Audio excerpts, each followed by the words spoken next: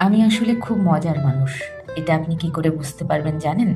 যদি আপনিও আমার মতো মজার মানুষ হন তবেই বুঝতে পারবেন। না হলে আমি আপনার কাছে খুব খারাপ মানুষ। আপনার কাছে আমি ভালো কিংবা খারাপ এতে আমার কোনো দুঃখ নাই। আসলে আপনি যেমন আমিও আপনার কাছে ঠিক তেমন। দেখুন না, রাস্তার পাশে বেশ বড় একটা জঙ্গল। এখানে ২ খানা কুল গাছ আছে। কত, কত কুল ধরে আছে। তাই খুব ইচ্ছে হলো দুটো পেড়ে খাই। তাই কয়েকজন মিলে চলে গিয়েছিলাম কুল পাড়তে।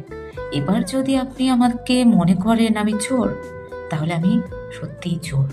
আর আপনি যদি মনে করেন যে শখ করে, আনন্দ করে কয়েকটা কুলই তো পারছি, তাহলে আমি আপনার কাছে সত্যিই মজার মানুষ।